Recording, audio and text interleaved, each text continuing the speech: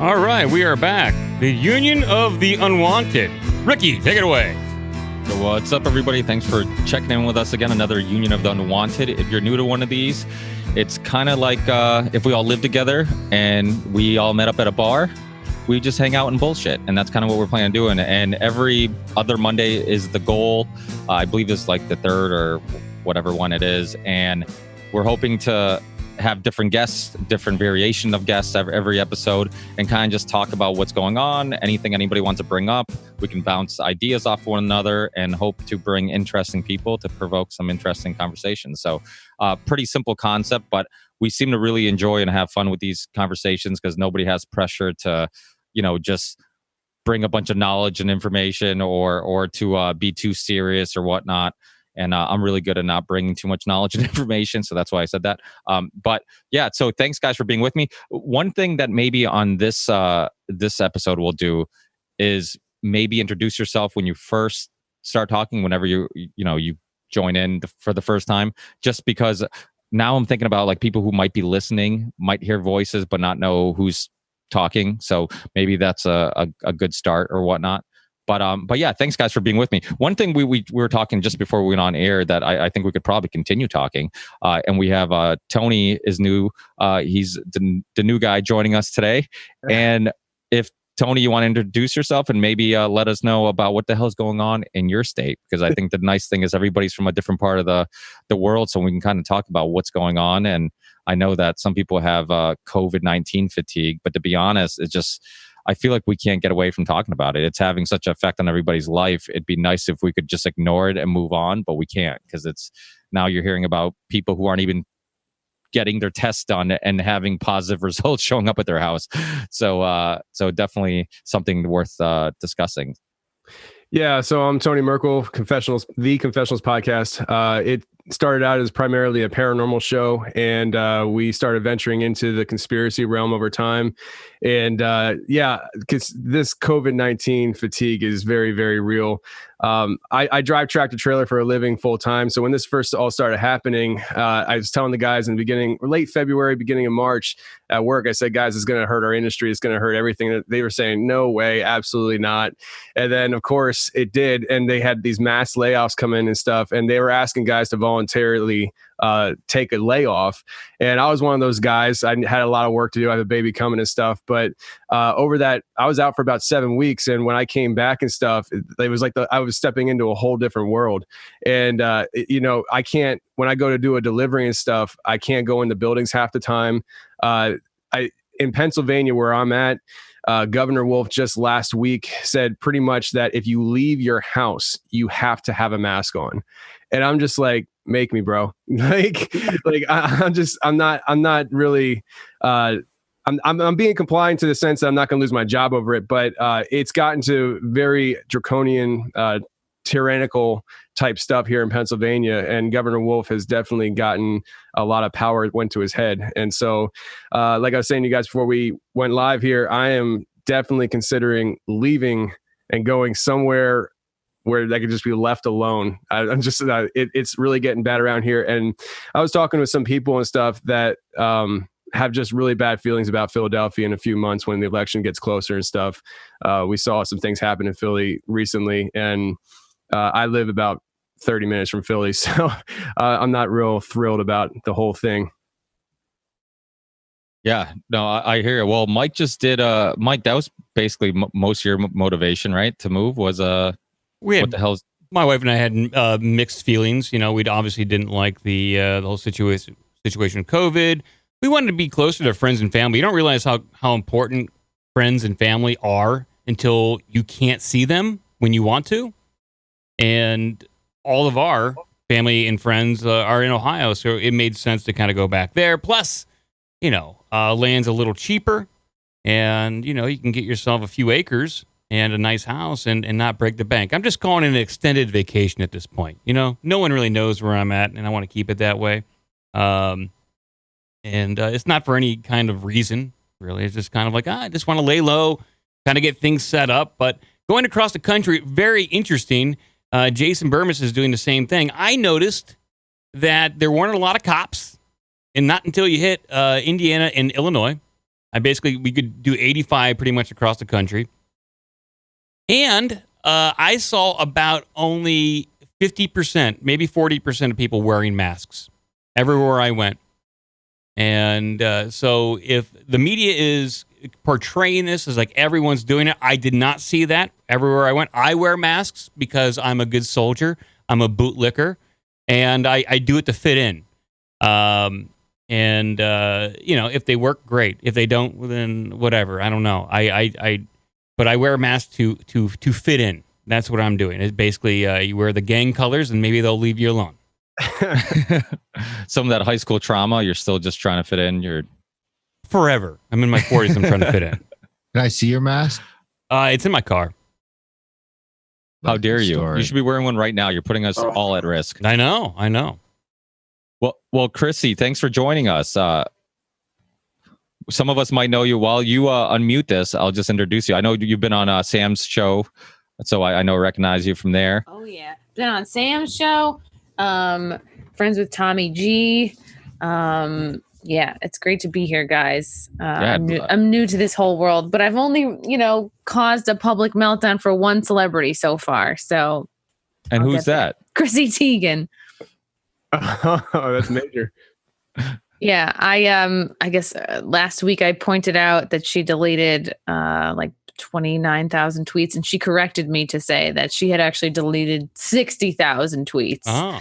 And then she blocked a million people. But and then I didn't realize it would kick off such a firestorm, because there was a lot of people who came out with a lot of her saved tweets that have been pretty sketchy over the years and pretty like pedo-esque. Like they said things like, "Oh, I want to Anthony Weiner this kid. Where can I go to watch a teenager give birth? What is it with these toddlers?" And like, she's talking about toddlers and tiaras, and she's talking about how she like loves how strong their stomachs look, like creepy shit. And then also like, "I love pizza. I woke up with pizza on my chest. Brad Pitt just gave me pizza." It's like, I love pizza. I've been on Twitter since the early days. I don't think I've tweeted once about pizza ever in my life. So I just was like, "Hey, Chrissie, this is a lot to delete for somebody with, sounds like you might have something to hide." And she responded, she retweeted with comment, like, "Actually, it's 60,000. And I deleted them because you guys are, I'm afraid for my family." And it's like, nobody cares about your family. Everybody's just like talking about you and how kind of sketchy this looks right now. And then there's a clip of her on this recent Netflix show where she says to this guy, like, "If you were at a fancy restaurant and they had well-prepared human meat, would you have a bite?" And he's like, "No." She's like, "Oh, I would. Is that weird?" So there's been a few kind of red flags with her, and it just kind of blew up this week. And she went private, and then now she's not private. And a lot of you guys are probably like, "Why should we care about Chrissie Teigen?" I actually tweeted about her this past week as well, with that video from Extra, where they basically asked, "Where was the craziest place you did it?" And her and John, and she's like, "The Obama thing." And they said that it wasn't at the White House, it was before he was president. And I'm just like running through my head of all those things that I've seen, the pictures of Obama with the weird head dressing on. And then I start flashing back to the video clip that I saw when he was running for president, like in 2007 or something, when I don't even know who the guy was, but he came on and he did official news briefing of how like he had sexual interactions with Obama and snorted cocaine with him and everything. Larry Sinclair. Sinclair. Yes. And so I tweeted all that out in the thread and stuff. And, I'm actually kind of new to Twitter. I don't know when I created this account, but I just started using it like the last month or so. And it's interesting. It's interesting. It is interesting. Yeah. Wow. So I felt like maybe there's a little bit of a lie there, because like, after Chrissie Teigen said that John Legend, like he just was panicking in this clip. And then she was like, clearly like, "I'm in trouble." And she's like, "Oh, it wasn't at the White House and it was before he was president." And I think that part was the lie. I feel like it was while he was president, and she was just trying to like make it seem less bad. $65,000 of hot dogs. Yeah. Sam's here. Look at that guy. I think this is the first time Sam ever beat anybody to this show. This is really? Yeah, because Charlie's not here yet. Yeah. Hold on. which is, there we go. But there we go. Can you guys hear me? Yeah. we hear you good. Where's the babies at? I'm gonna fight everybody. Sam's having some technical difficulties. It's all right. He'll get it. We hear you, Sam. Okay. So I'm gonna be jumping in and out, guys. So I will put my stuff on mute when I'm doing it. I got babies here, so just let me put on my hat. Did you get a haircut, Sam? He's gone. Hey, have we started? Yeah. Kind of. I mean, yeah, kind of. I'm the most unprofessional person in the world. We like it that way. Jason, so how were the fights? Yeah, oh, dude, it was so awesome, man. So for everybody that doesn't know, I've been on the road since I think I took off on July 2nd. My first stop was over in New Hampshire. I was already going there to go see the Jackman brothers, who do a great show called Politics and Pints. They're comedians. The one is a professional Donald Trump impersonator as well. And it just so happened that the day before I was going to take off, they picked up Ghislaine Maxwell in New Hampshire. So first stop was Ghislaine Maxwell's hideout. We went out there, and when we got there, the London Guardian was there. The neighbors were outside across the street. I got to talk to them really quickly. There was another neighbor that came in. He had drone footage of it. There was another couple that drove from Boston just to take pictures in front of the Tucked Away Rock. So that's where I started. And, I figured the live free or die state was a good place to make that start, see what I had to do. Some draconian, ridiculous things like the hotels I stayed in. I had to sign a piece of paper lying, saying that I had quarantined myself for 14 days before coming there. Obviously impossible. Did it anyway. A lot of LARPing going around with the masks and the standing. But we went out to a bar, and that was pretty normal. I actually enjoyed my couple of days out there. Went out to Cleveland, stayed outside of there, hung out with the Action for Assange crew, did some videos there. From Cleveland, I went to just outside of St. Louis, which I really liked. And so far, Missouri overall, Missouri and Iowa, man, they feel like the freest states. Don't get me wrong. I went to South Dakota as well. South Dakota, you would think would be a little bit freer, but the corporate pressure on places has got people wearing masks, which makes me disgusted, vomitous, and I can't do it. Like I went in to get a haircut, and I'm talking to the Supercuts lady with this thing over my face that I don't want to wear.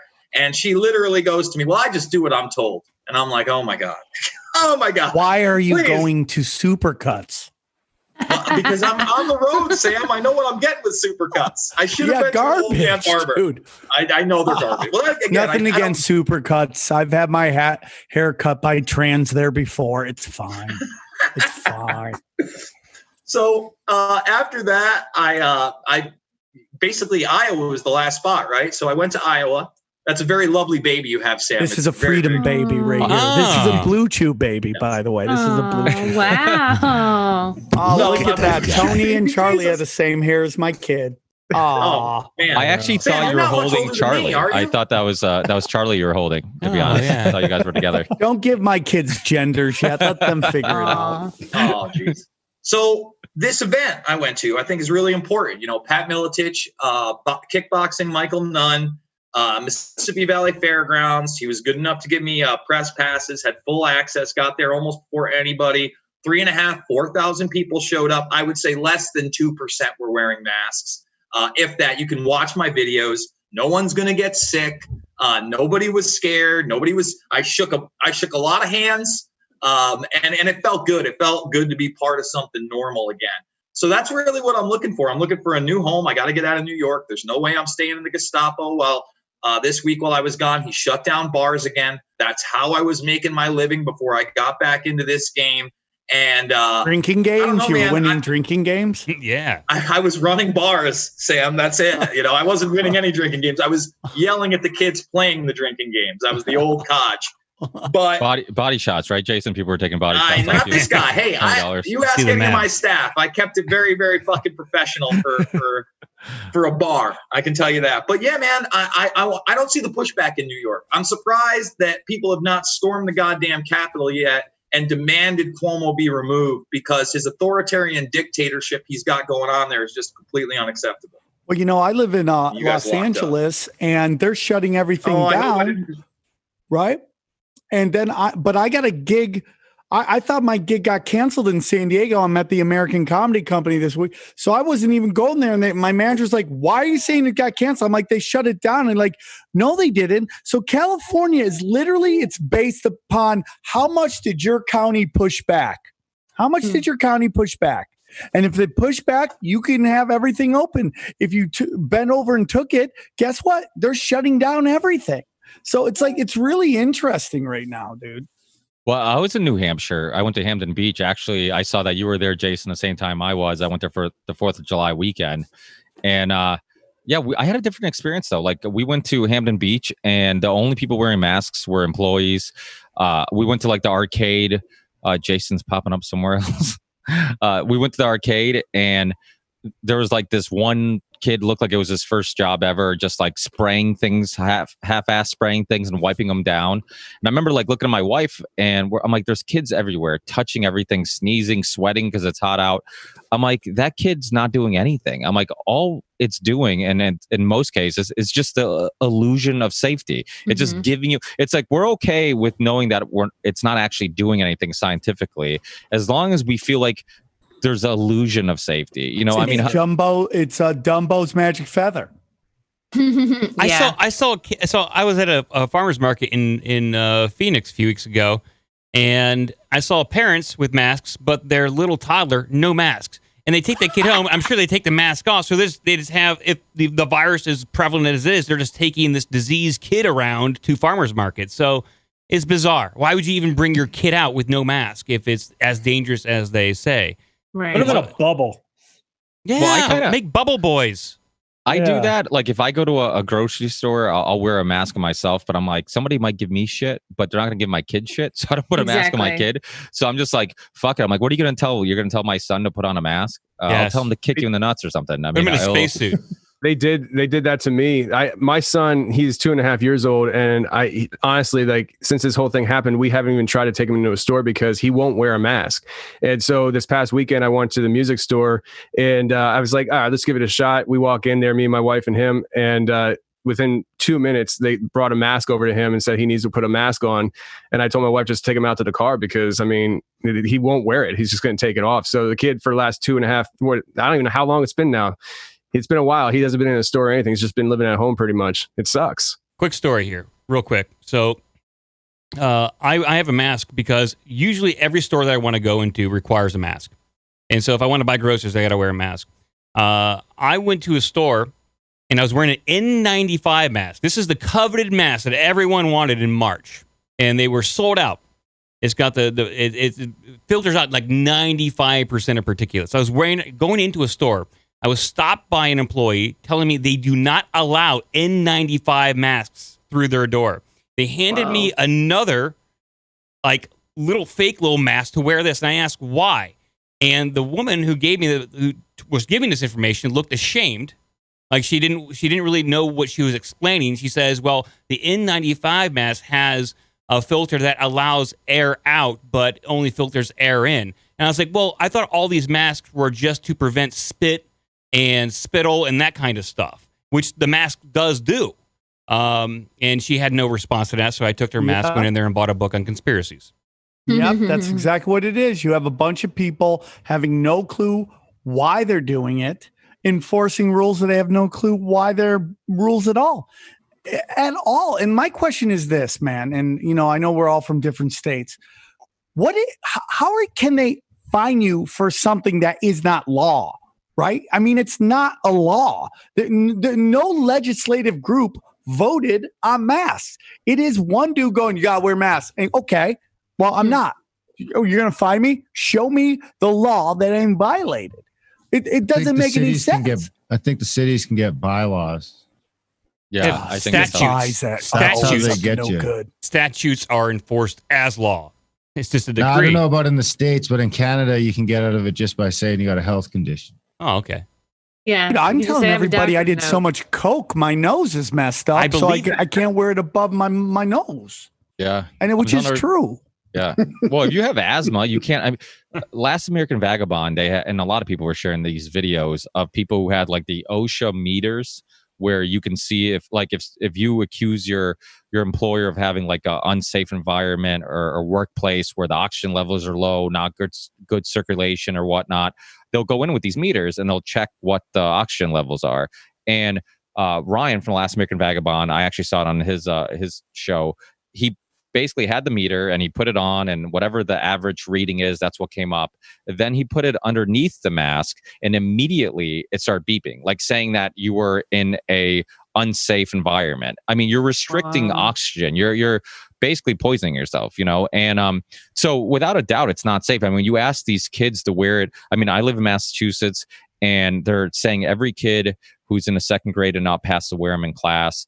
And it's ridiculous. Like these kids are going to touch their face more often. They're restricting oxygen if they keep them on, which can't be good for you. I'm surprised somebody at the gym hasn't passed out yet, harmed themselves because they're not getting enough oxygen. I mean, there's a reason why you breathe heavy when you're working out, because you need more oxygen.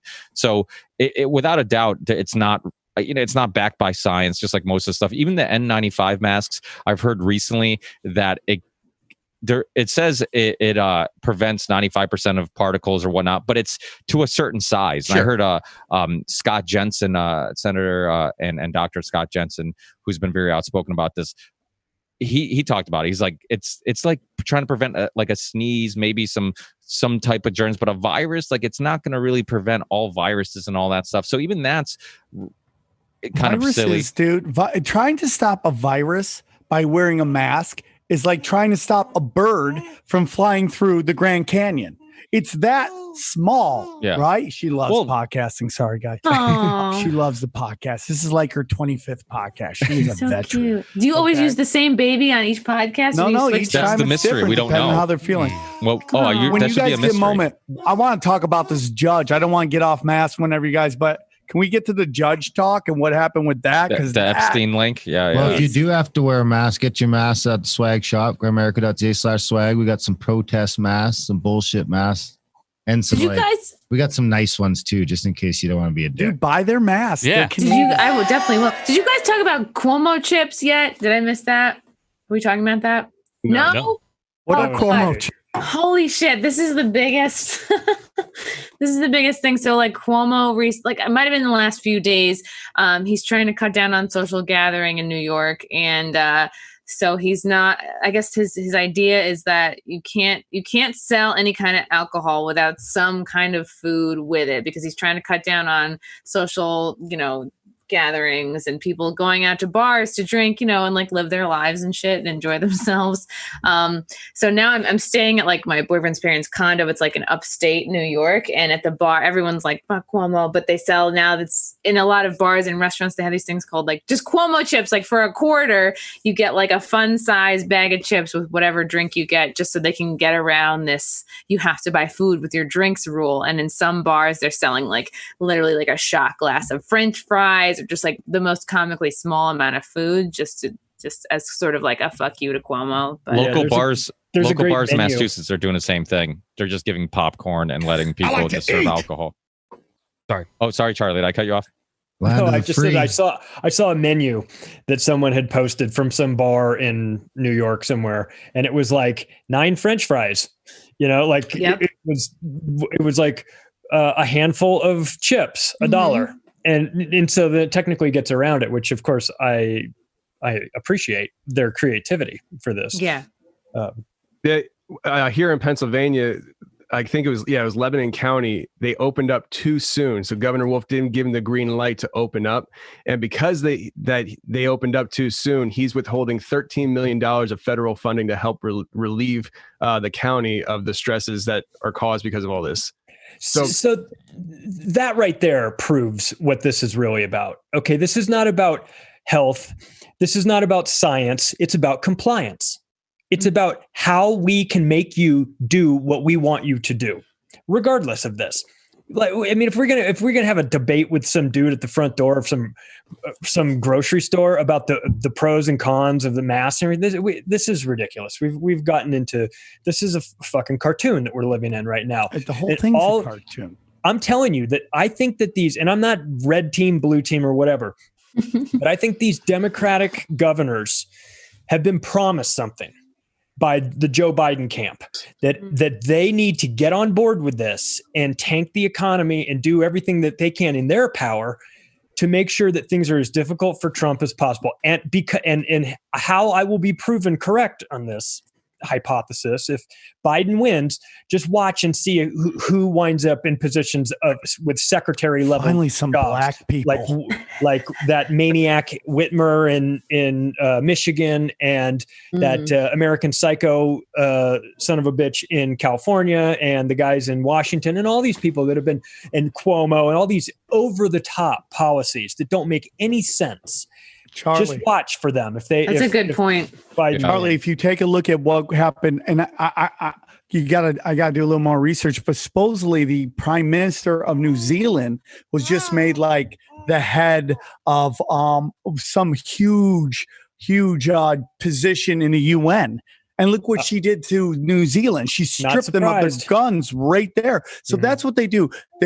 What they do is it's almost like a gang jumping, right? It's like you got to go kill somebody to get in. So they go, who wants it the worst? Do the worst that you can do to your constituents. And whoever shows that they'll do whatever they have to do to get to the position. And it's like, guys, I don't know if you've been watching these hilarious polls that are going on. And again, the reason I like Trump is because everybody who annoys me hates him. So that's probably the biggest reason I like him, because they're so. Hi, give it up for Jeffrey Wilson, the black member of the Union of The Unwanted. Everybody, yes, diversity, bro. We should make him president. Dude, you're president, brother. You're running it now. The nice thing about Jeff and black people. Okay? Now with Jeff and Chrissie here, there's no topics off limits. So go ahead and talk about redheads. Yeah. So I mean, that's just what they do. And well, this poll that's came out is like, and it was on Fox. And like, listen, dude. We could sit there and talk about Zionism, all the stuff Trump's doing with privacy, all the lobbyists he's put in. He put BlackRock in charge of the Fed, like 100%. Like the dude is like, it's like picking your favorite serial killer, right? It's like they're all scumbags, okay? But it's like the one dude, and not that I love him, but man, the way he just smacks people around is so funny. Fox News has obviously jumped the shark and something's gone over there. I mean, they were dog shit from the start, but now they're a different kind of dog shit, right? And they did a poll where they're like, oh man, polls show that people think Biden's mental stability is better than yours. Right there, it's like, I've never listened to a poll again, ever in my life. Who are you polling? Biden's family on this one? I mean, it makes no sense whatsoever. Didn't all the polls say he was going to lose to Hillary and it wasn't even a shot? And then, he exactly. won? That's why anybody who any way in shape or form listens to these polls, or even not to change subject a little bit, but even like Fauci's numbers, he was so wrong at first. And now we're actually listening to him again. Yeah. And he was a part of the AIDS epidemic, and he had really high death counts then too. And afterwards he was quoted saying that he's glad that he had overestimates because it at least helped people take the situation seriously. So obviously that's already kind of a reflection of the way he thinks.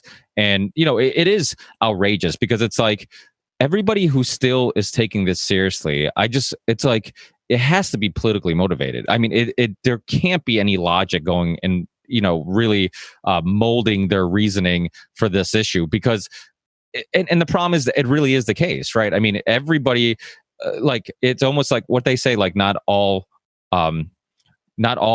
racists are Trump supporters, but all Trump supporters are racist. It's like not all anti-lockdown people are Trump supporters, but it's like that type of thing. Where like just about everybody who hates Trump is on one political party. Everybody who at least is for opening up the country is on the other political party, and it's you really don't see a whole lot of like Republicans or people on the right who are like, you know what, I think we should wear masks, and you don't see anybody vice versa. And it makes you wonder, like, how many people are actually just looking at the facts, coming up with conclusions, And really everybody's just falling for the political trick, because really the reason why everybody was giving him a hard time about oxychloroquine, the reason why everybody was giving him a hard time about opening the country, was all because they just want him to fail. And I'm not a Trump supporter by any stretch of the imagination, but it's obvious that there's an agenda and they're pushing it. And anybody, I mean, even if you're on the left, you have to see, I mean, they're screwing people in your own party. They're screwing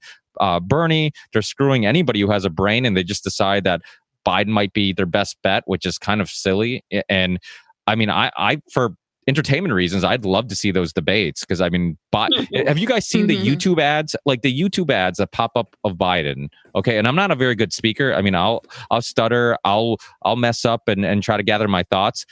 But if I had as many takes as he did to do those commercials, how do you like? That's your best take? Yep. Like, how many takes did you do? And that's your best take? He sounded so horrendous. Like he couldn't get his words out. I'm like, that's like, they're probably just threw their hands up like, well, this is the best we're getting out of him. Not only is that your best got take, hairy legs. This is the guy you have running. It's not even about the best take so much. It's like, this is your guy. This is your standard bearer of the Democratic Party, fucking Sleepy Joe, who does it. I mean, it's absurd. I think everybody's going to vote for him down there just to make all this unsettling violence and I've heard people say stuff, all this stuff go away. Maybe couldn't you make COVID, like just anything to make it go back to normal. But couldn't you make the counter argument that if he gets in, because Republican or the Democrats are so they're for anything that Trump's against. So if Trump wants to open up the country, they're going to be so for closing the country longer and making people wear masks, that's scary too. So it's like you vote in the other side, like we might not get normal or some type of things calming down. We might just get more of this bullshit of like, okay, now everybody has to wear masks. Now everybody has to, let's lock down the whole country again. That's obviously the chess game, the larger agenda. We've talked about it many times, probably Sam, you and I, but I mean, this is the beginning with China being the beta test or the model of kind of basically social credit scores. Like over there, if you jaywalk, you can't fly here, you can't ride public transportation. What? You don't have a mask on? You can't go to this school. You can't come into this store. So it's like they're trying to basically establish that kind of social credit. And I think, again, this is just the beginning. As everyone knows, and I was just talking to a good friend of mine, the unemployment's kind of run out, the free dough's run out. Now, it's really about to get gangster because people are going to have to try to go back to jobs that weren't there before, and bellies are about to start emptying out. And I think leading up to the November election, we're going to see, I mean, the condition in America is about to deteriorate very, very swiftly. I think it's time to go on, Tony. Sorry. No, I was just going to say about the social credit score. I mean, talk about the vaccinations too. I mean, if you don't have a vaccination, you can't go into a bar. You can't go certain places. There's going to be places of employment that tell their people that work for them, if you don't have a vaccination, you can't come into work. Yeah, I mean, it's going to put people in a real hard spot. And I don't think that November is going to yield great results for anybody, because if Biden wins, obviously, I mean, if Trump wins, obviously we're not going to have any ceasing to what's been going on. I think it's going to get worse. And if Biden wins, I don't think that I have a feeling that if Biden gets in there, there's going to be some claims of, foul play for that to happen. And as soon as something like that, there will be foul play. Right. Yeah. But that's the only way it happens. But as soon as that is said and comes out, now Trump's base is going to be even more out front, that just like these people are now. I think we're gearing up for biblical proportions coming out in November. It doesn't matter what's going to happen. And that's why I'm telling everybody on my show, start preparing now, get your supplies and stuff, because we saw supply chains get cut off a few months ago. That's going to get even worse. It's going to happen. We're talking about food shortages. Everybody talks about, well, let's just go down to the store and we'll get a new shirt. My wife was just at the store today and stuff. She's like, it was slim pickings. It's coming. And so people need to be prepared. They need to start waking up. They're being played. The whole system is playing you. Everybody. Yeah. And I thought it was interesting that I saw a mask mandate that said it was going to be mandatory to wear masks in these certain schools up through the middle of November. Ugh. Perfect. When's the election? But Charlie, you said it. When's the election? You mean not through flu season? You mean through the middle of November? Okay, I get it. I see what this is about now. It's not about a virus. It's about an election. It's about. I don't think it matters who wins. I think the two parties are in cahoots to just wheel in a bunch of authoritarianism on you guys. Well, of course, yeah. And I think they really want everyone to think that it does matter who they vote for, so that everyone's just so distracted that they don't just see all the little legislation sliding through here or there and new bylaws. And I think we're at a crossroads right here. In America, either we can go towards like a Chinese style of authoritarianism, or we can go to some sort of corporate fascism, because it's going to swing either way. Not a lot of people are talking about the Constitution, the Bill of Rights. I think if we want to reestablish and really enforce and declare, hey, we really want the Bill of Rights and the Constitution to remain, we just need to apply it better. It has to come from black conservatives to lead that charge. That's the only people really in America that probably could do it and be taken seriously at this point.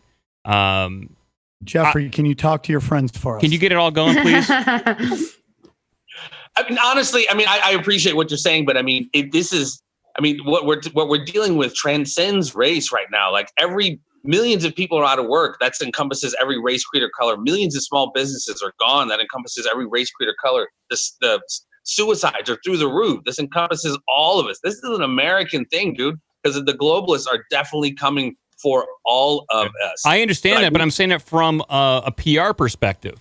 From a PR perspective, this is all PR. Antifa has PR. It's all about public relations. You can anybody can talk about the Constitution, freedom of speech, all that kind of stuff, but it's all about optics. And guys, can I say something about Portland right now? I was just in Portland. I'm telling you, all the stuff you're seeing that makes it seem like this is chaos. It's not, dude. I went out there and got my friends. My friends are from Good Morning Jonestown podcast, and they were just like, dude, we haven't seen one BLM protest at all. And it wasn't until I was there Saturday that we saw one, and it was super tired. Here's the thing. There are more BLM signs than black people in Portland. There's like 12 black people. They're called the Portland Trailblazers, and they're not even in Portland right now. They're in Orlando. So it's like, I don't know where this is all coming from. And this chick getting naked, acting like she's some kind of like warrior. You're putting your peach on the pavement, and you're spread eagling to the cops that you're supposedly fighting. Like, what are we doing here? And it's just, I don't know if you guys brought it up already, but the people in Portland who were supposedly disappeared by the minivans with dress and fatigues, what you guys talked about that, or what are everybody's thoughts on that? No, we haven't got there yet. I heard that people were saying that, it was unmarked vehicles, people coming out in, no uniforms or anything, but I'm also hearing DHS that they were in uniforms. I don't know what to think about it, but or was it staged even? They could have been removing informants. That happened at G7, G20 protests. So. And they let them all out too. They let them all out. They weren't even held indefinitely like they all thought they were going to be. I 100%. Well, yeah, you heard somebody saying when they were getting hauled off, I got you. What's your name? All right, we're going to release you. All right, we got you. We're going to release you. So it was like, it seemed kind of staged, but whatever. That was on video? Yeah. Yeah, I heard that. I didn't see that one. That's the PR battle right there. I mean, Sam you said it's all like what you saw there is mostly peaceful. So the PR is saying it's violence and a federal courthouse is being attacked, and there's a response. And now the city of Portland and the state of Oregon is filing lawsuits against Trump to get federal troops out of there. This is almost shaping up to be a states' rights issue again, and like states' rights versus federal power, like the Civil War Part 2 all over again. Well, let's just not forget that it's been made legal to propagandize the U.S. citizen. Yeah. So it's so hard to really put together what's actually real, what's actually bullshit. Because, I mean, as we all know, man, they've been making it so weird and like this is so bizarre world. And everybody's like, what fucking world am I living in? And that's really by design. We're just supposed to be like. We've been saying this for how long now? About the being able to propagate the American public. We've been saying that for years since it's happened. Nobody believes you. We say about the Chinese social credit system, we say it's coming here. No, it's impossible. It's here, and now everybody's like, what's going on? We've been telling you this for how long? We would never stand for that. Of course it's not coming. We would never stand for that. We're Americans. Oh, really? We're one Well, step that's part of the away whole from wearing boiling frog thing, hijabs, right? okay? We are covering our own faces voluntarily and shaming other people for not doing so. Let's look, this belief that we're Americans, we would never tolerate that stuff. That's a myth. We absolutely would tolerate a social credit system. We're walking right into it. I think they They're got it totally already. doing it already. I think I they got it already. And if I were in charge of this is what I would do to create my data set of who is malleable, who conforms, and who doesn't. You could run analytics and get who really likes the newest Star Wars movies, and then cross-reference that with how do they feel about masks, and you can have a data set there of who is a bootlicking government lover versus people who are more independent and more liberty-minded. Are you saying you're a fan of the Star Wars? No, I confused.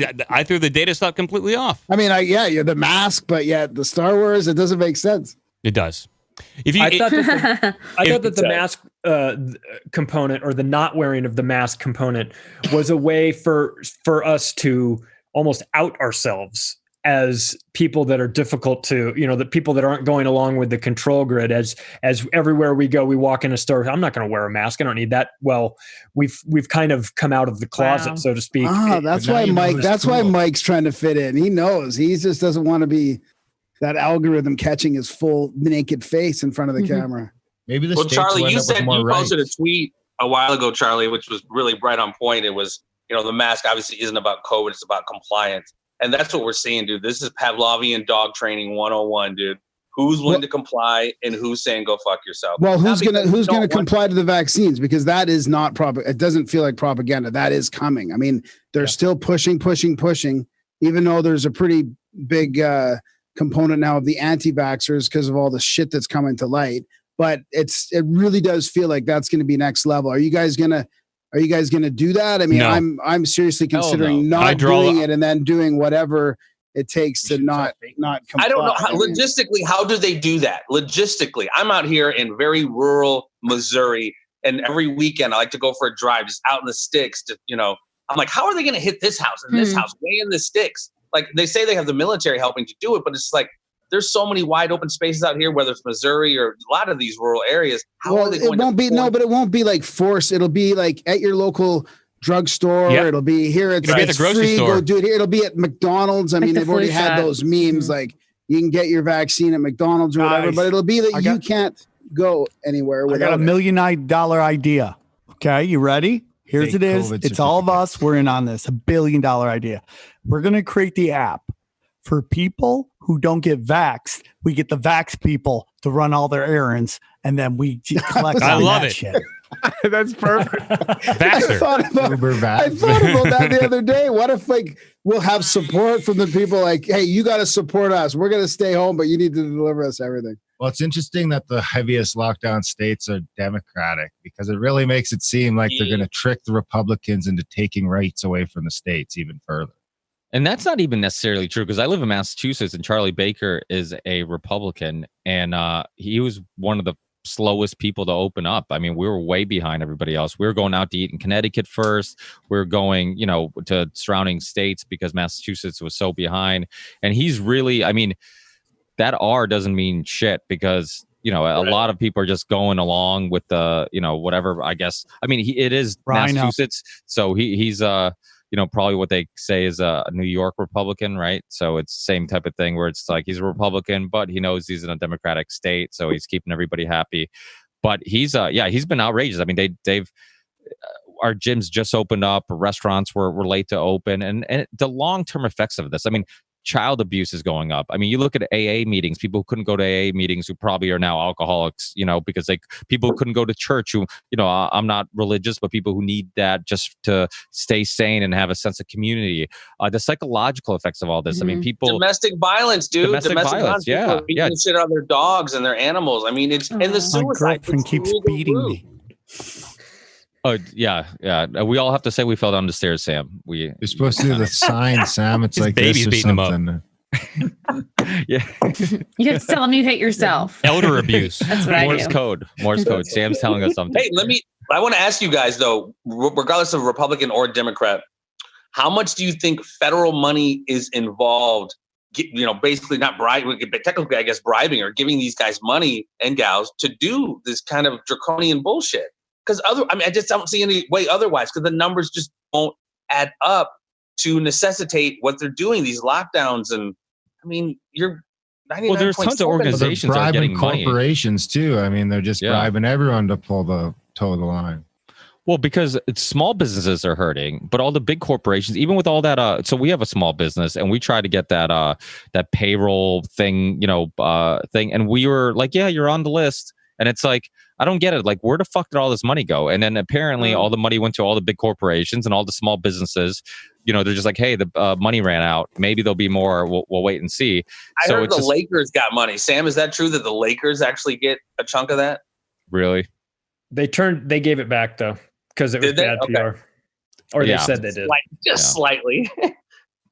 Yeah, I mean, the other thing, like we're saying, is people going along with the herd. So in Massachusetts, right, for example, it's all this illusion of like, we don't have any power, because there is a golf course where they said, screw you, Charlie Baker, we're cutting grass for absolutely no reason. We're going to lose the whole season. We're going to go out of business. We're maintaining our golf courses, and we have no idea when we can open. So they send an email out to everybody saying, hey, we're going to open up on this Friday or whatever it may be, regardless of what the state says. We're opening up anyways. If we don't open up, we lose our business. If we do open it up, we might lose our business, but at least we're going to open up. And so this gets some attention. They end up getting interviewed on Fox News, and all of a sudden, what happens, because of the public pressure on Charlie Baker, he says, hey, golf course is going to open, and immediately, that's what my gym, same type of bullshit. I go in, they tell you have to wear a mask to go in. So the second I walk in, I take it off. The very first day it was open, I see everybody wearing a mask. It was almost like high school. Like, oh, he's not getting in trouble. So people start pulling it down. And then little by little, nobody's wearing a freaking mask, And so it's just a matter an illusion. It's an illusion. It's all illusion. It is. It absolutely. Who got that, Sam? Ghost or Ninja? Who is that? Sorry. It is Ghost. Aw. So beautiful. But people have to do something. They can't just go along with the herd. They can't just, I know it's in my nature to rebel. I mean, I was always a kid who rebelled. I mean, I was raised Catholic, and I immediately started questioning everything about our, the religion I was raised in, and the church and all this stuff. And, my parents wanted me to play soccer. I went and played metal and skateboarded. I mean, I just constantly go against the herd. And yeah, I mean, I just think people need that, because once you realize that, like, they really don't have any power, and what are they going to do to you? Like, I do hear in the UK they're fining people some serious money, or in other parts of the US they're fining people some serious money, and that can be a little scary. But also, you're creating a new norm, right? Because what happens is, like, okay, we'll just wear masks, and then next thing you know, it seems, when you first start wearing them, it seems unusual. Like, what the fuck? Like, everybody's wearing a mask. I remember the first time you went to a public place and everybody was wearing a mask. The first time I went to Target, right? There was like the day that they decided that you had to wear a mask. I went in and I'm like looking around, I'm like, this is fucking crazy. And even myself, like, little by little, I'm like, you know what? Like, I'm like starting to accept this, which I don't like. Like, this is just, I'm used to seeing people with masks, and I don't like that that's becoming the normal, and Charlie Baker said it on his guidelines, like, oh, the new normal, stage 4, will be when we have a vaccine or a treatment, So it's like, what the fuck does that, like, there's never been an RNA vaccine that's worked. The flu vaccine is only like 30, some years 30-40% effective. So it's like, there is not going to be a new normal. Like, this is what they're getting you to accept. I would replace that term, new normal, with new world order, because that's what they want. That's basically. That's a nice way of saying the new normal. The new normal. Fuck the new normal. You know what? How dare you? Who told you to come into our life and start dictating all these things? We have the right to not comply with this. And by the way, if we outnumber them 1,000,000 to 1. So if we decide that it's over, it's over. We just have to collectively do that. The problem is that the people are sheep-like, and they will go wherever they're told to go. And so if you don't have a big enough voice, then you can't tell the people, hey, where we're going is we're rebelling against this. But if they silence you, I wonder why there was a massive deplatforming that's been happening over social media over the last couple of years. Because the lead up to this election, they don't want a lot of people talking about things. They don't want people giving other people ideas on how to break out of, whether it's whether it's, Trump related or whatever. But now with regard to the virus, it's pretty convenient that a lot of the noisy people, the real troublemakers online, like Alex Jones and guys like that, are silenced before they have a chance to lead a revolt against this insanity that we're just collectively just accepting. Like, oh, this is fine. This is fine. It's not fine to wear a painter's mask over your face everywhere you go. It's retarded. Especially when it says on the box, it doesn't prevent you from getting coronavirus. Theater. But even medical theater, we're pretending that this stuff works. We've collectively said, "I'll wear the mask and pretend like it works." If you wear the mask and pretend like it works, and then we walk in there, then we take it off and go shake hands and infect each other. I make the same argument with condoms. I'm like, why pretend they work? Like, I just.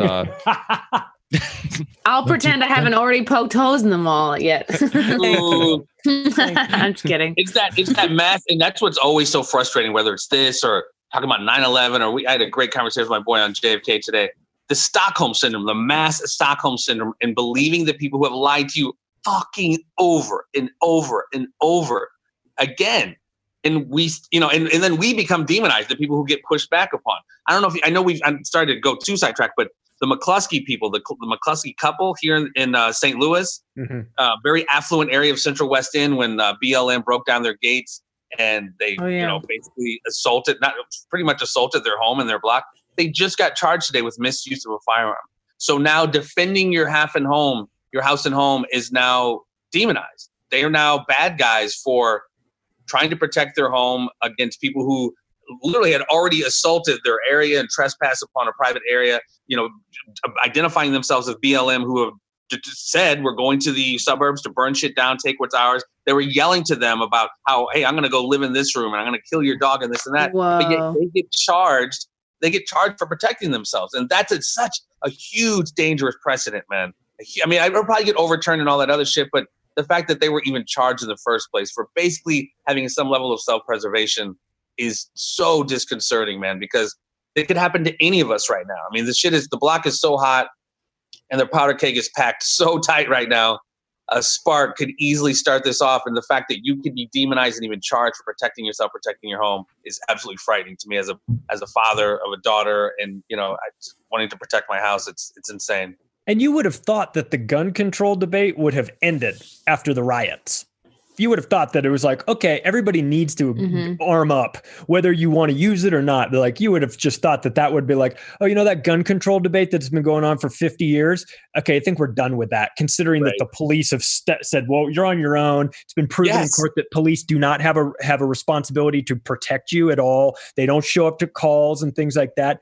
I mean, you have to defend yourself. And then you see like an example of this couple, and people are very polarized whether they want, are on their side or not. But like, look, if 500 people come marching by my house and have knocked down the gates, you go outside with your machine gun, because you let them know, if you come in this house, you might get me, but I'm going to take a couple of you with me. And I don't think that that's an unrealistic thing, especially given, it's not as if he went out looking for trouble. That couple went out looking for trouble. It's like trouble came to them, I heard bad trigger discipline. I heard the governor might pardon that couple.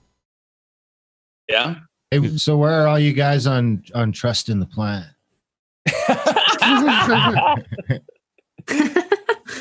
Okay. We just need to trust it harder. I think. Trust harder. The plan sucks. Let's be honest. Nothing like a good psyop on top of a psyop. Plans within plans within plans. I want to believe, like, it's like such an interesting, like, Q is such an interesting thing. I want to believe, but it's kind of like, you see like these channels pop up all over the place. And I talk to a lot of Q people, and they're heavily invested in the truth and the believing in Q. Like, I believe and I disbelieve at the same time, like a lot of conspiracy theories. I want to believe, but at the same time, like, where this is the time, if you're going to do it, like, unleash the Patriots, like you say, but it seems like it's just dragging on and on. I'm very curious to see what happens to the Q people if Biden wins. Like, I want to see what happens there. I feel like Q people are like religious people, you know, like everything happens for a reason. They'll connect dots.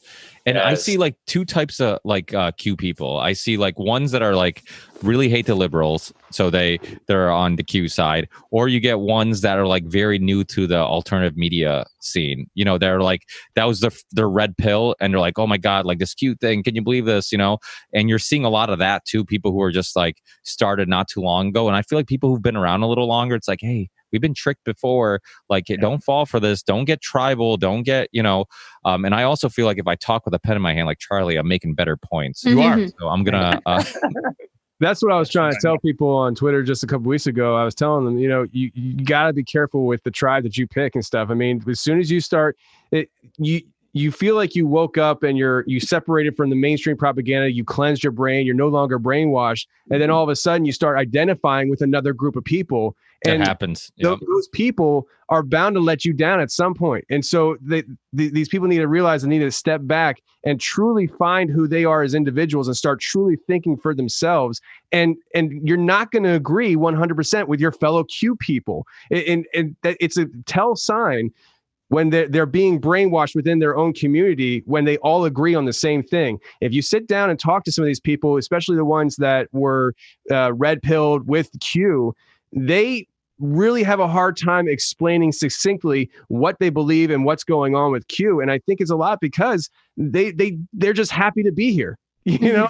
And I just, I think you said everyone, me and Sam, we talked about this a lot. Everyone wants it to be true. We want this accountability to happen to these evil motherfuckers.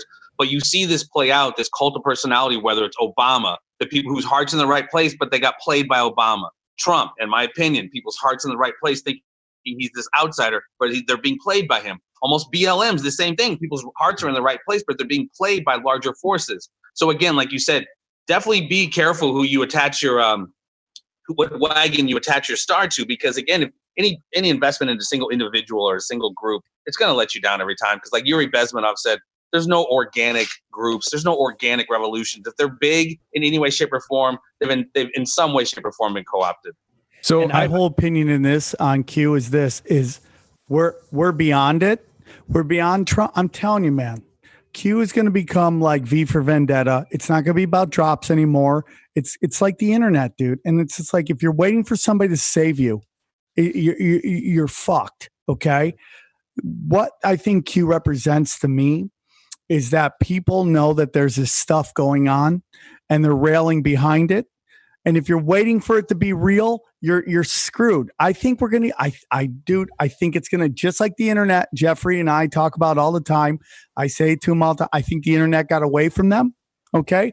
These old dudes created this thing and then their grandkids came and just blew it out. Next thing you know, you think the guys who invented, the internet thought Pornhub was going to be something? I don't know, man. But the point is that I think it's going to get past them. And whatever Q is now, I think it's going to be, we're going to get away from that. It's going to represent something and I think Trump could be the last of the two-party system presidents. I really do believe that. We don't need Trump to save us and we don't need Q to save us. We need to start just energizing our fans to get active.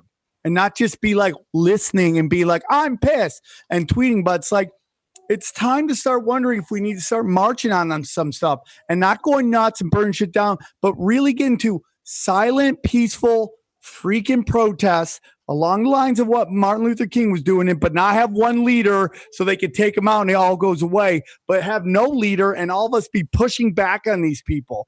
Because, you know, my opinion on Q is this, whether it's a psyop or not, the information had to be real, enough of it to get the most paranoid human beings in the world to believe in it. And there could be a lot of fake and stuff in there, but there was enough to get these paranoid fucking crazy people, who I am one of, to get behind it. I'm not a Q person. I'm not waiting for Q to save me or Trump to save me. I know what's going on. I've studied it enough, and it aligns up with what Q's been saying.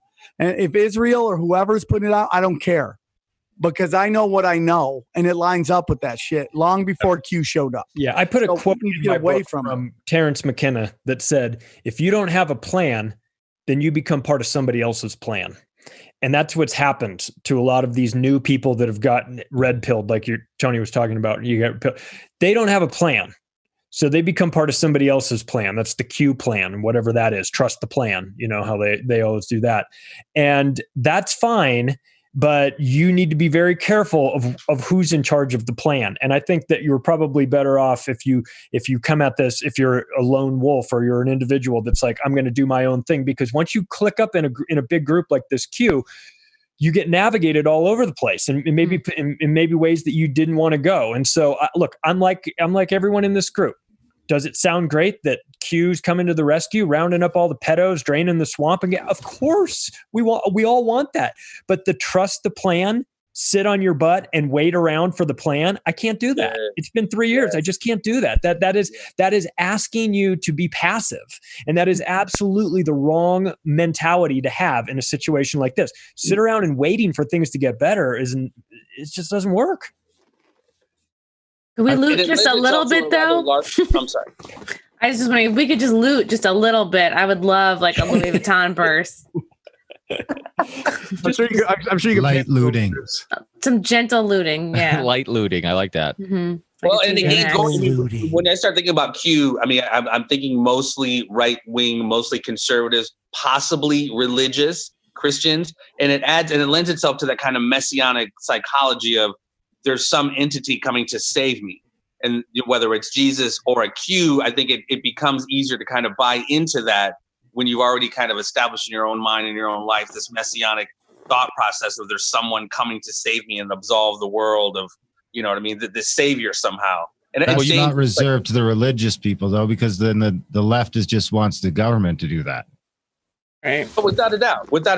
I mean, it's almost the same thing. It's all very kind of misguided. But like what Charlie was saying, it's very dangerous, man. When you kind of like, no, I'm not going to sit here and prepare or not going to handle business over here because this is going to come in and take care of it. And it's all going to be gone. When, as we're seeing right now, and like I mentioned in the beginning, like business is just about to pick up, ladies and gentlemen, especially before the elections, and shit's about to get seriously gnarly in the streets. And I live in St. Louis, so I'm seeing it happen. Your election cycle is starting to affect the entire world. Yeah. Yeah, I have very little hope because the people like rallying the troops, I mean, that sounds like a great idea, but we've got science on our side. We've got data on our side. It's so obvious. It's so overt. It's on the boxes. It's on the CDC website. The data's fucked. The testing's fucked. Everything is upside down, and people are still like in just embedded as more than I can ever imagine into this mentality where they're starting to demonize people without masks or whatever. I mean, I don't know what it takes for it to be on our side as far as data and everything goes. I mean, it doesn't take long to look past them. I mean, you don't even have to go past the mainstream media far at all. You can go right to the main sources, and it's still so obvious. So I think it's almost hopeless. I think that just shows you, though, the fact that everybody is still, the majority of people are still brainwashed. They're still buying into the propaganda. They still don't believe that, the mainstream media is out to get them. Listen, it doesn't matter if you're on the left or the right when it comes to like in the States here with the mainstream media. If you're on Fox and stuff, Fox can do no wrong. If you love Fox, they do no wrong. I have people in my life that are like that. And then the same thing on the right, on the left side.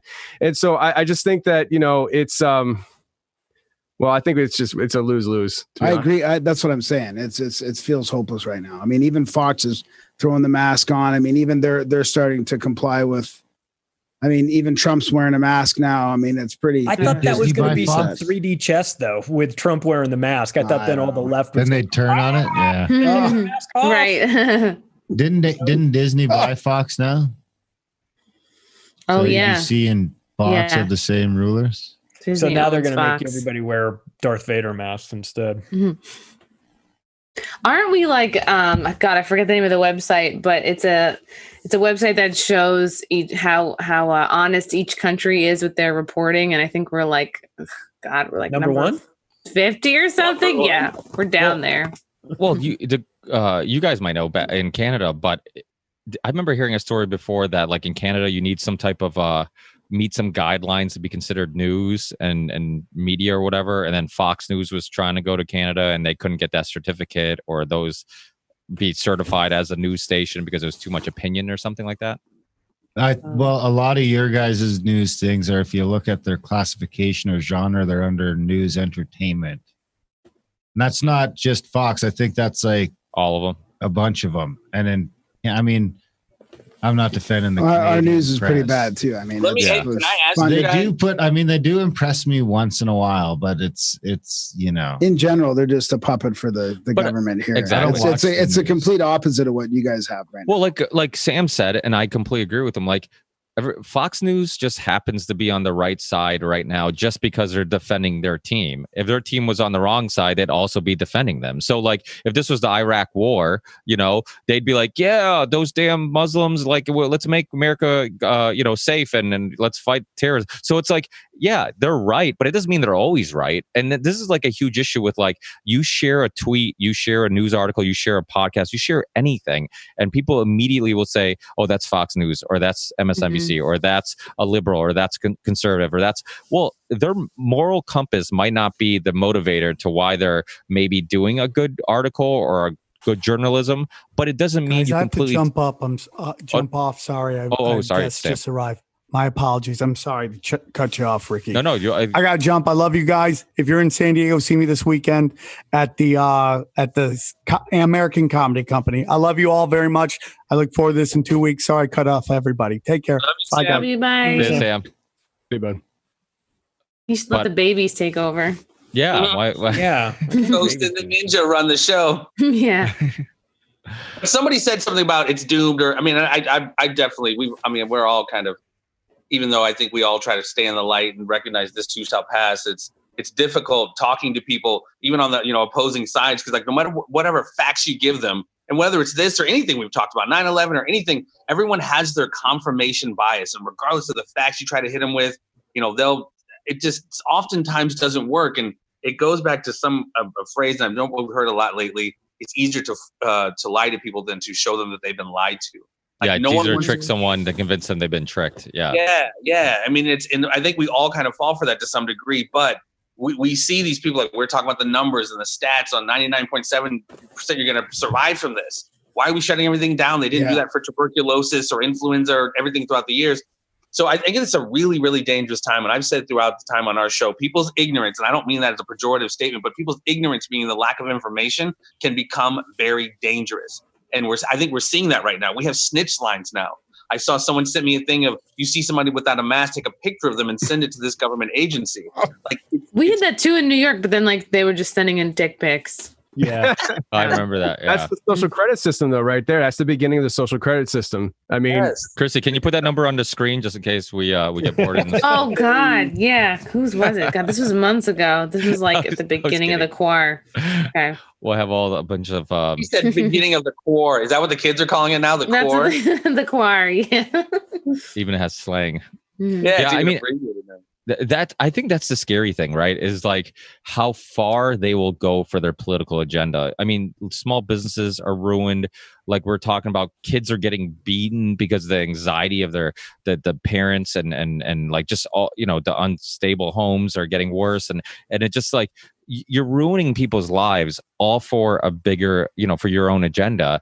And it's like, it's going to have long-term effects on people's psyche, on, all types of things. And it's like, it should make people weary of like, hey, like there's no lengths people will go for more money and power and whatever agenda they're pushing. I mean, big pharma has incredible power. The military, a lot of us, when we first got into alternative media, a lot of the conversation surrounded the military industrial complex, because that was some of the biggest influencers on our policy and what was going on in the world. But now pharma spends more on lobbying and marketing and propaganda than military industrial complex, way more. I mean, you saw that's why I call it now the military industrial pharmaceutical telecommunications complex. We got to add a couple of little tags there now. Oh, I put it in my new book. Don't forget Hollywood.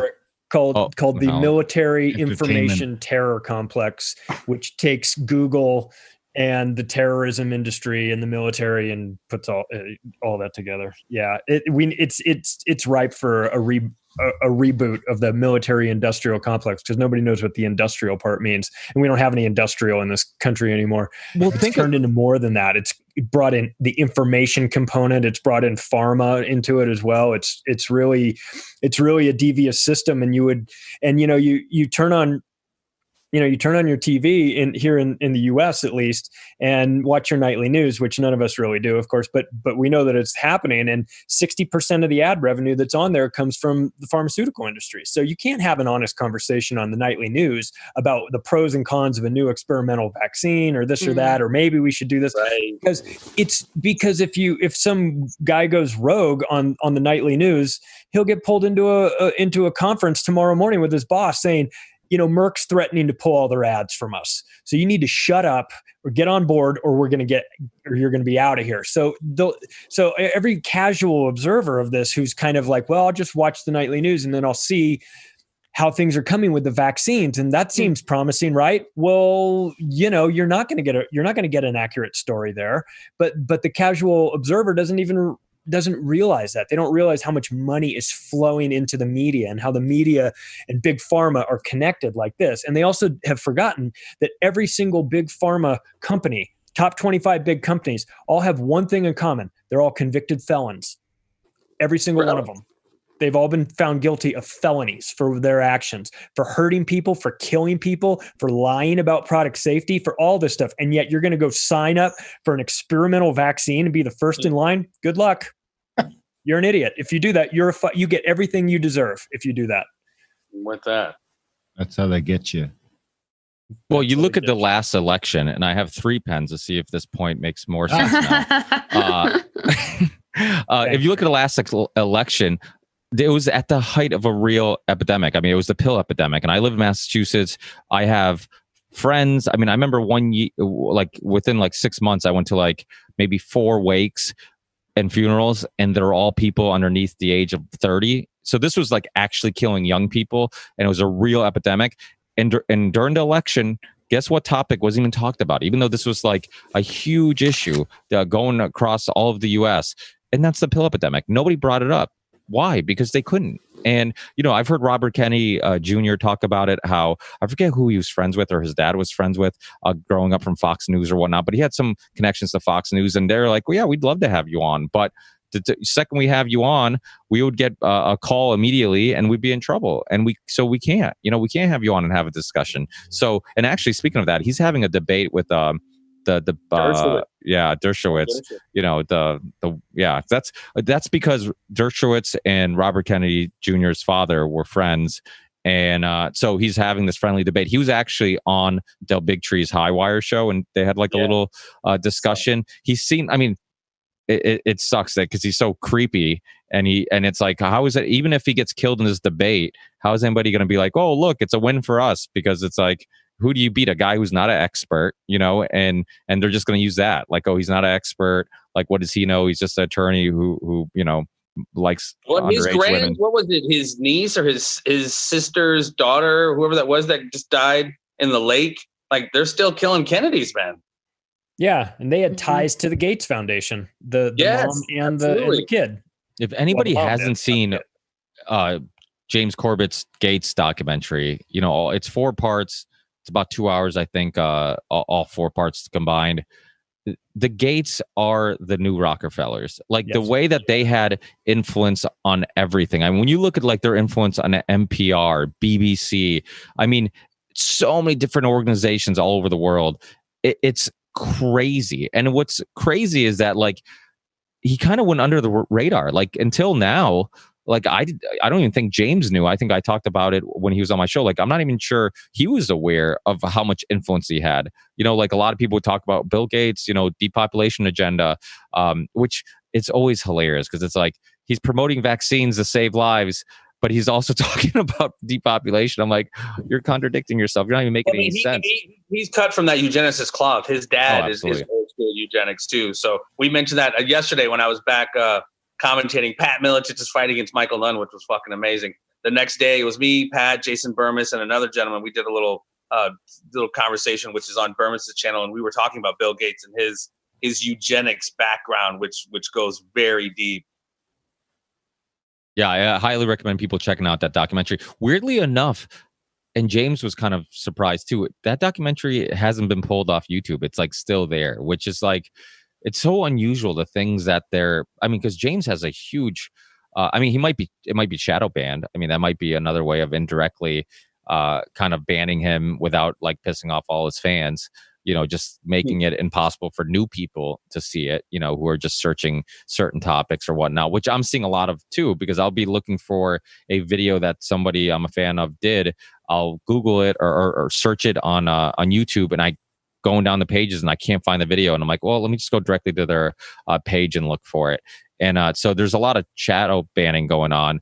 But yeah, I mean, the crazy thing about all this is the fact that none of us really know what the fuck's going to happen and what's going on, and really what the greater agenda is. I mean, obviously there's a vaccine agenda and all this stuff, but how far are they going to push these agendas and push society and the just the people to the point where like we're going to have some serious social unrest and some real protesting. I mean, a lot of people, like Sam said, I think, people in the alternative media, like, we need to go out there, we need to go protest. It's like, right now, like, they haven't mandated vaccines. Right now, they haven't like done a whole lot of like, they haven't, I think, went over the edge yet.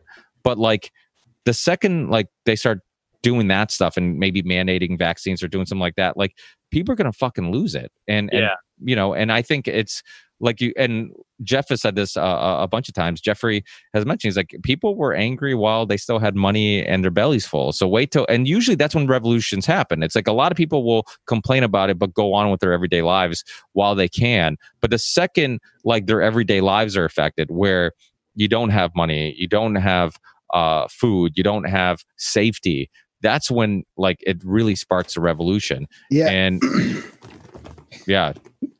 I think that it's going to be a soft mandate, though. It's not going to come from your government. It's going to come from the corporations, and it's going to come from your accessibility to everything and your peers. I mean, you don't have to even tell everybody they have to do it, because we'll be tricked, just like we were tricked with the mask. You'll just want to take that mask off so bad and you'll get the jab, and then you can show your certificate, whatever form it comes in, to go on airplanes and to go to the store and to go to this and that. I mean, it could just happen through the corporations and big tech. I mean, maybe they are going to do this whole thing, and then the shaming and the social media engineering, baby. Social engineering, dog training 101 is where we're seeing. By the time, because if the government came out and said you have to do it, you'd probably have a little bit of a revolution.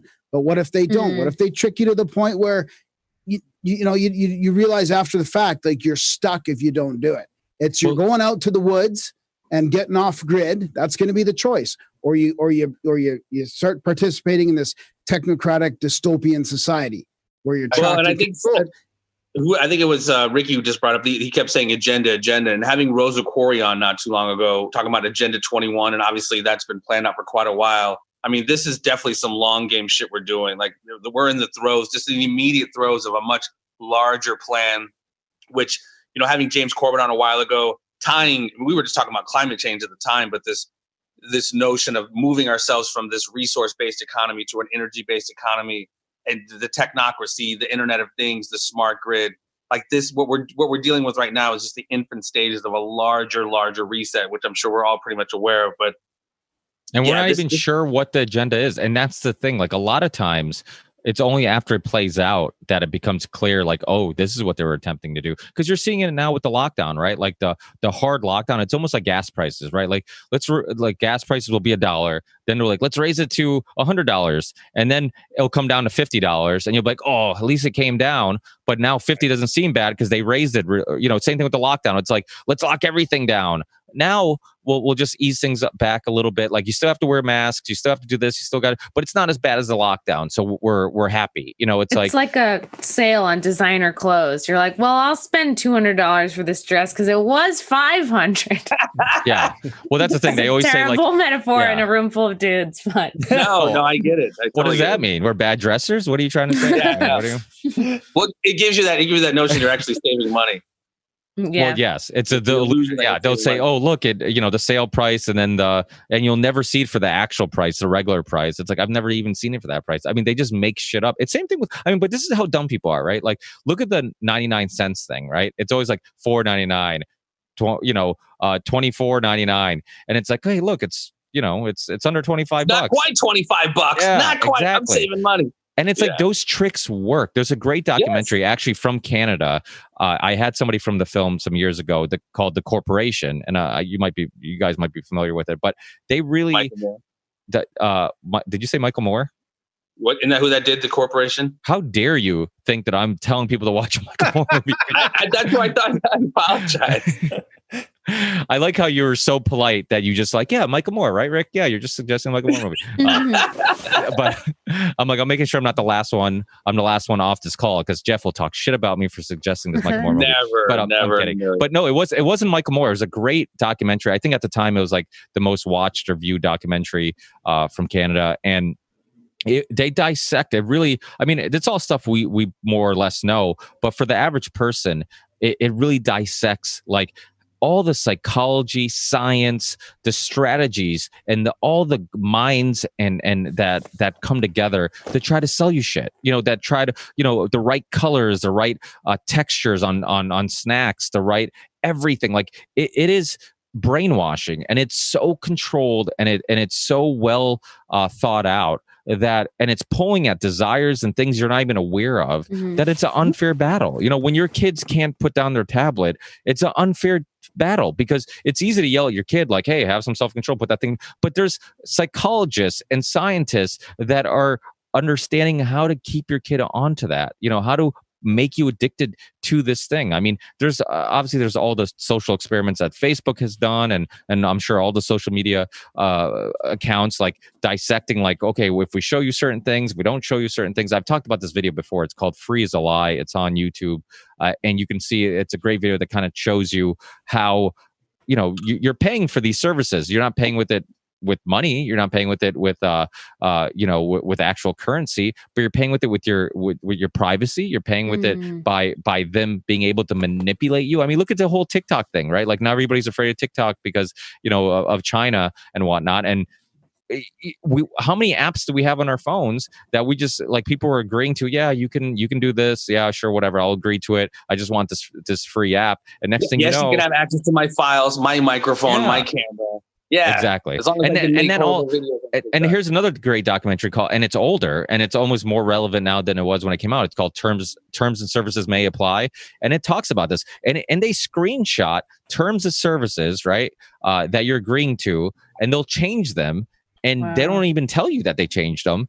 And they also talked about, and what happens is there'll be some archive of the initial terms and services, and they'll catch people in it like, hey, you changed it. You never asked me again. But they also dissect how the wording, like you need a degree to like understand it and to really dissect what you're giving them a permission for, and how they put certain things in paragraphs in small writing, so you just kind of skim through it, and so it's quite obvious that they know that nobody reads this shit, so we're giving access to everything.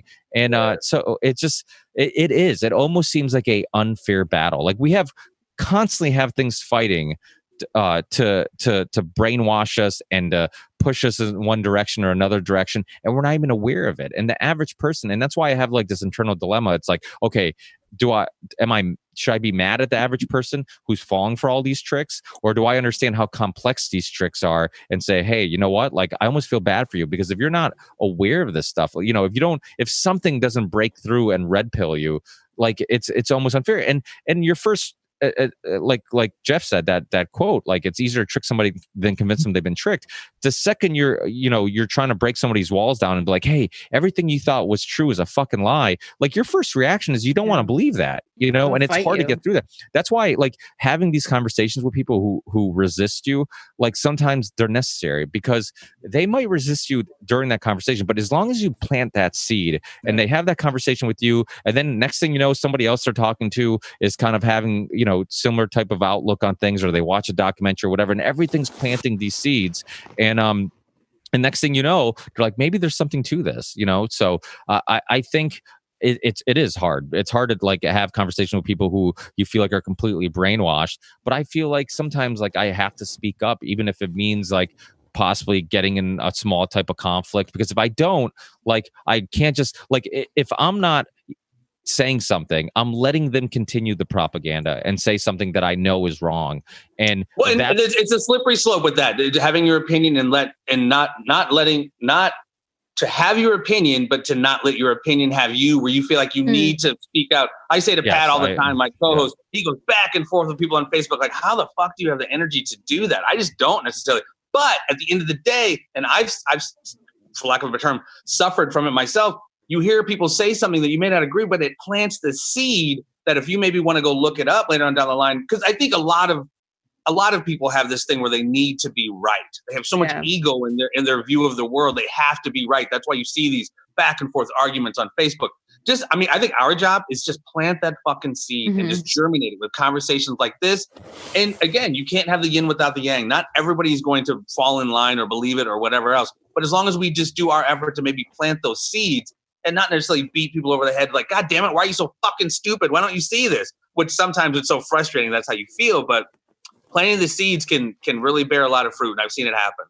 Yeah, that's what's great about Q going a little bit more mainstream. Like, yeah, you shouldn't believe 100% of it, but it's planting the necessary seed of like, what if, And I think more and more people are just questioning stuff they took for granted and what they've been told. And discernment, again, I'm not trying to get into a referendum on Q or anything, but discernment is key to a lot of this because we now know it's legal. They've been doing it already, but it's legal to propagandize this. And there's been so much going on, whether it's just everything. They can now throw out stuff legally to just muddy the waters. And then this information kind of fast food of gathering information, people just watch like the 30-minute news and think they're informed on shit just because of whatever's out there right now. And when everything is so much deeper and nothing is as it seems. So there's layers to so many of these things that have to be peeled back. So there's no shortcuts to thinking to any of these kind of conversations, but discernment's a huge component to trying to decipher what's bullshit and what's not. Mike, you doing some whippets there? Yeah, you huffing? No, I have a mixer malfunction. The right channel on mixer completely died. And so I was trying to blow it out with air. And so I'm having some technical difficulties. It was silly string at first. But like Tony said earlier, and I think it's so important to make sure you don't leave a team to join another team and not realize it. And the Q thing is like that. Like when I was raised a Catholic and I was so fascinated with like Richard Dawkins and Christopher Hitchens and all these atheists that really had they were questioning things. And then next thing you know, they're talking about foreign policy and they're like, yeah, those Muslims. And I'm like, oh, you're falling for propaganda. And you're like, you're falling for war propaganda. And it's like, you're not as open-minded as I thought. Like you're actually taking your hatred of religion and letting it blur your vision and your perspective the same way that religious people might let their religious values or beliefs blur the way they look at the world. So it is dangerous. Like you have to catch yourself. Like the Q thing, same thing. Like there's a lot of good in the fact that maybe it's red pilling people and people are going down this rabbit hole. But once you join a team, right now you're on the Q team, whatever that movement agrees, like this is what we believe, you might get sucked into that too, So that's the nice thing about these roundtable discussions is like everybody has slightly different ideas and values, but we can come together and say, hey, like we kind of all agree on some things and a lot of other stuff we're not sure of, we're willing to discuss, and none of us are on a team per se, that besides truth seeking and exploring ideas. Well, and I was just thank you. You just kind of stole my last line. The exchange of ideas and these kind of dialogues are absolutely essential. And you get into this far left bullshit. It's like, hey, I don't agree with you, so no, you can't come to this campus to have this conversation. Dialogues and disagreeing is absolutely essential. So, without that, it's just like you said, everyone just kind of. It's almost like vaccines, like the conformed consent, or informed consent. Like you don't really have all the information, but you're jumping on a team that you don't really have all the facts on. But I think that's hugely important. I actually have to dip off, guys, because my daughter's looking at me, asking me why I'm not making dinner. But that's good. Well, if you want, just keep the camera on, and we'll turn this into a cooking show. Whipping up some tacos at the Wilson house. No, but I so appreciate all of you guys, man. Again, keep doing these because these kind of conversations are truly essential, man. Because I don't know, it's the thought police is after all of us, and I think it's important that we continue to exchange ideas. Agree without being violently disagreeable. But I think however we take the different road down the river, we're all getting to the same end of the river. And I think most of us kind of agree on a lot of this shit. How we get there might be a little different, but ultimately, we all just want the same shit, man. Just, the right to life, freedom, pursuit of happiness.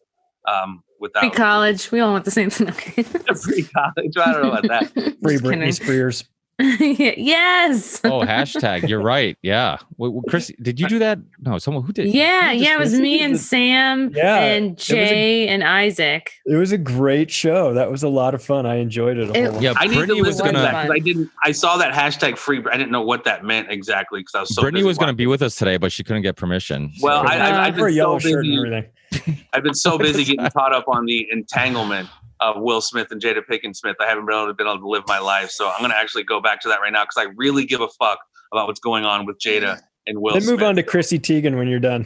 Oh my God. I think what's really unique about the Free Britney thing and us even doing a video on it, it like invites a whole new group of people to start questioning. What is the thing? What is, are they saying every other day? God, if I were to to sum it up, it would be like Britney's MK Ultra is short circuiting or like it did in a big way in 2008. And then she went under this thing called the conservatorship, where her dad and her lawyer basically drew something up where they had ultimate say of her life. And she can't drive. She can't vote. She can't have her own lawyer for anything. Of the millions she makes every year, she gets $78K.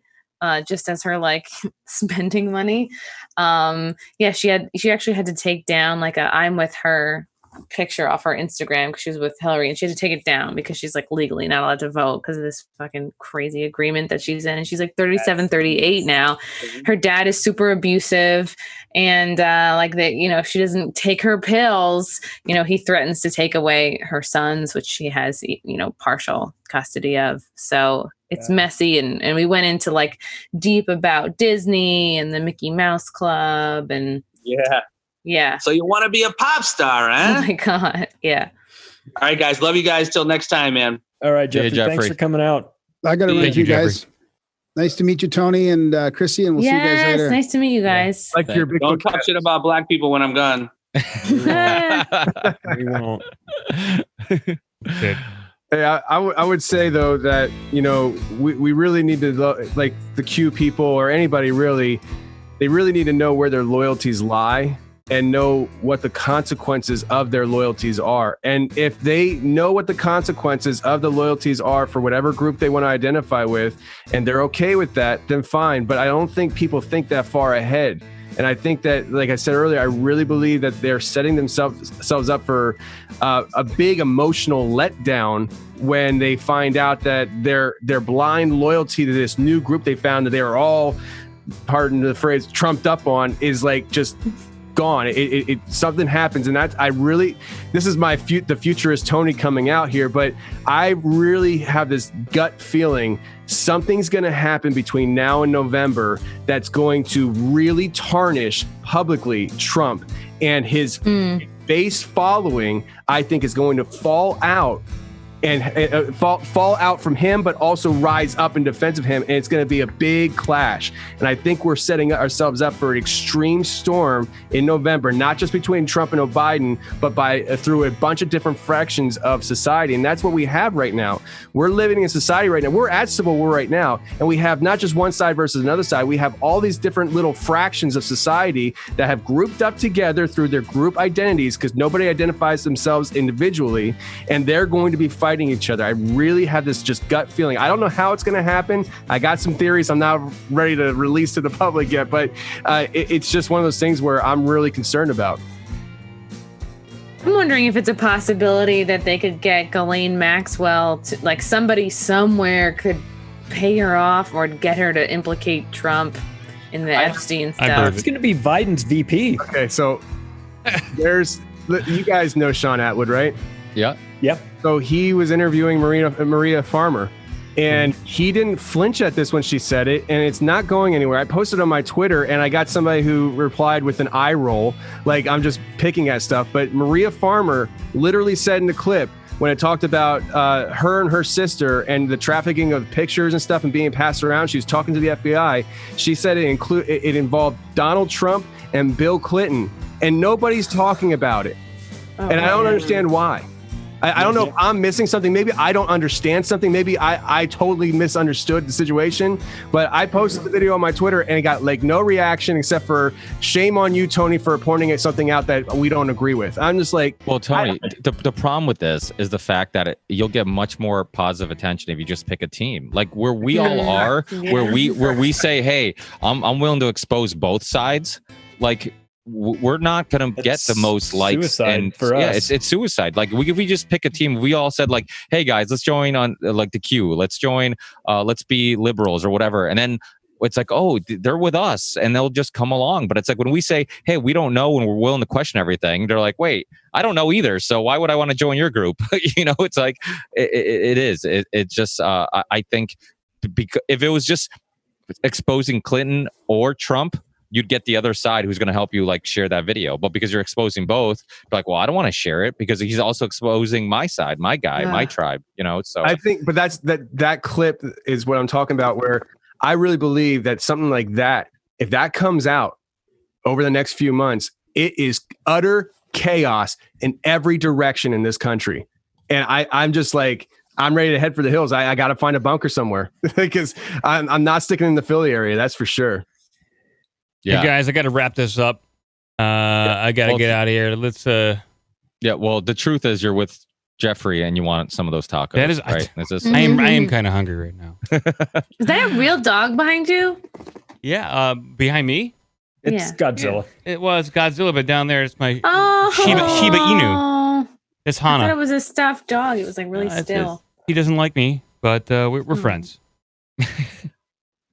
But thanks, guys, for being with me. I really, really appreciate it. These are always fun. Like we said in the beginning of the show, we're going to try to do these every other week. And I'll throw you guys an invite. When you can make it, great. When you can't, no big deal. If you can show up for a couple minutes, jump in. And as people get more comfortable with, just the people who you see on the show, the conversation will get hopefully even more fun and more casual, and we'll be more likely to feel comfortable challenging each other and stuff like that. So that's what we want. We want people who are just open to sharing ideas, but also challenging ideas. And I think we're all in search of, of truth and doing that. So I think it'll be fun. So definitely, keep them coming. Join us anytime you can for however long you can. And hopefully this thing keeps growing. And also we help everybody involved. You should cue the music because I will not shut the hell up until you do. Ricky wants to thank his agent. There you go. But thanks again, guys. I appreciate it, and we'll keep in touch. Thanks, Mike, as always, for getting your studio back together in time to do this. And I'm sure we'll talk soon. Absolutely. Thank you, everyone. Thanks, guys. All right, guys.